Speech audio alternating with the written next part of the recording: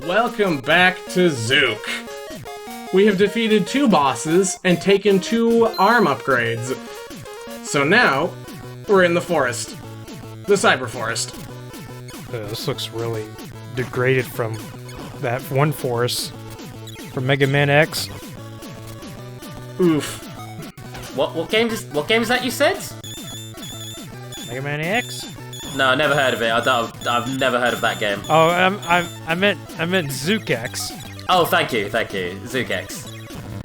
So this is our boss weapon that we just got. It's a spinning wrecking ball that actually bounces off the edges of the screen.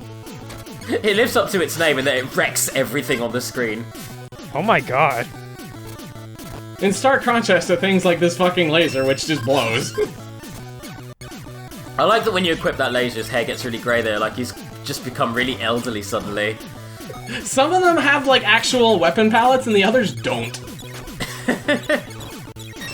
Can't be bothered with a palette change? Come on! You gotta have a few half measures in there to see your finished product come to fruition. I'm pretty sure, like, Vast Fame, the guys who made this, had, like, 2 people in their offices. Yeah, exactly. You can't go all in with this sort of thing.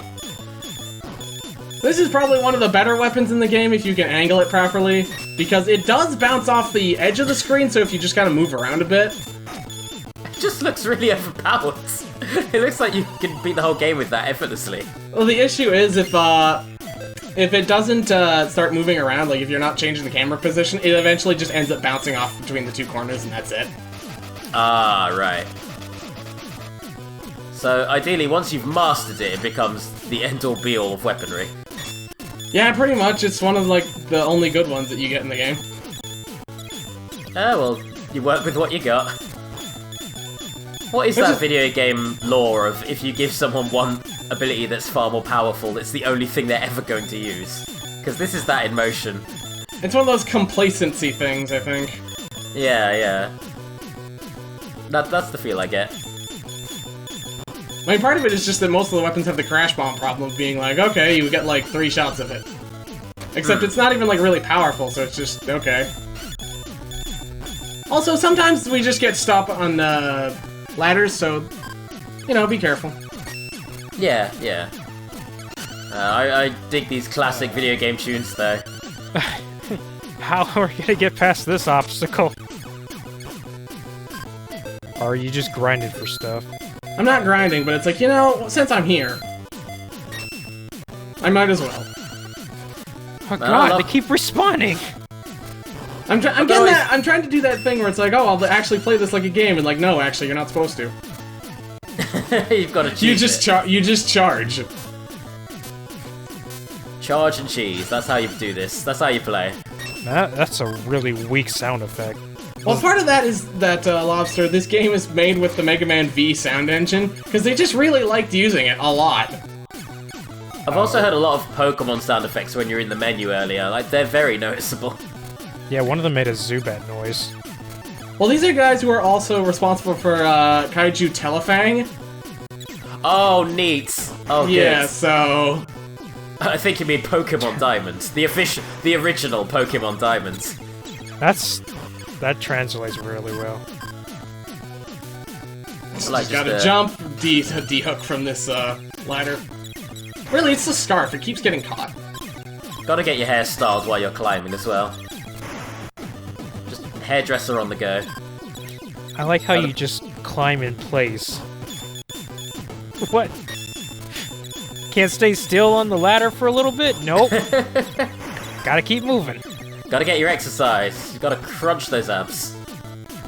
I appreciate that the explosion sprites for this are just breaking up the enemy into its constituent parts.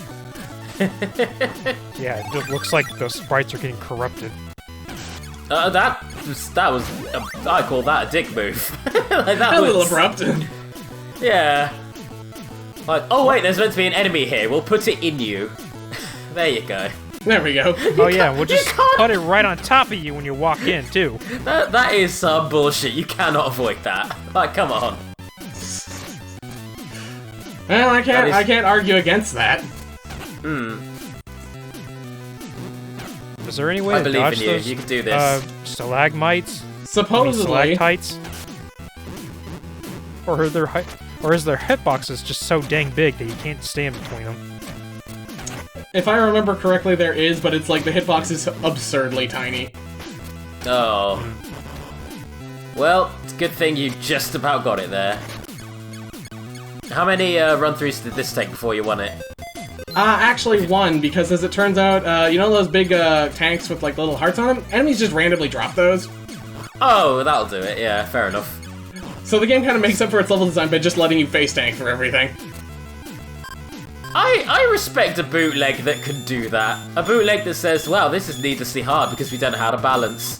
Just give them more healing. Throw more healing at them. They could just mash through it. I've played so many unforgiving... Yeah, I've played so many unforgiving bootlegs. That's now my standard. Good God! Oh no, it's chaos! It just makes our little guy look like the ultimate tank. He just does not give a fuck about anything. He just blitz it all. Whatever. My gigantic balls will help me. Exactly. Nothing can stop the power of them. They're too good. They're too potent. Those giant balls. The giant balls and the lemons they produce. Yep. Oh, I'm looking forward to this boss encounter though. What were all the interesting boss designs that I saw on the menu there? Oh man. Really brought me back to my childhood. Back in the days where I'd sit down and play Zook. Or Zook X, sorry. The Zook X series. But then they had Zook on the Game Boy Advance. Man. Oh man. I tell you. Oh yes! Zook Digital Network. That was an interesting sub-series there. It really fell apart though with I think Zook 8 was too much of a departure though. I don't know how I feel about Zook 8. I mean, it looked nice.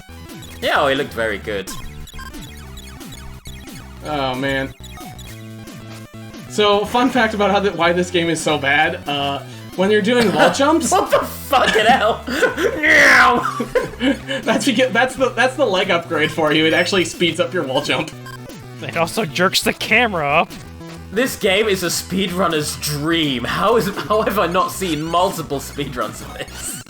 Just the horrific speed at which you blitz through that wall.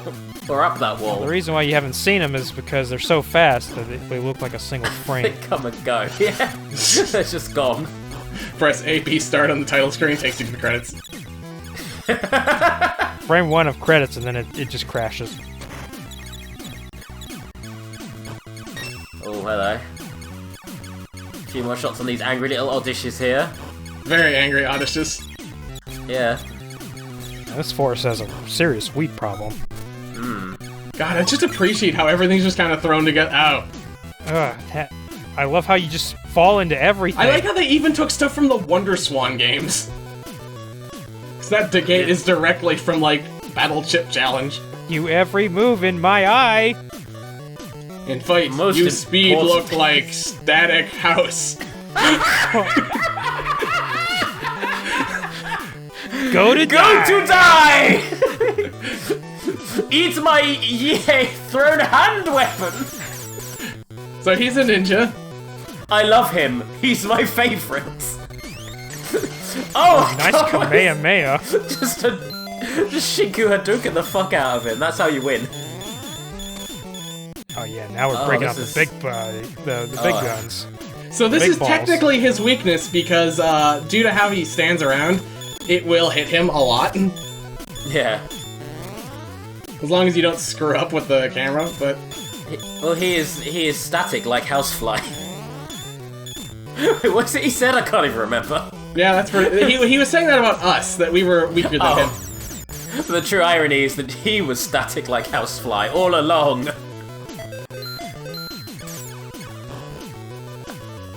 I'm sad to see him die, if I'm honest.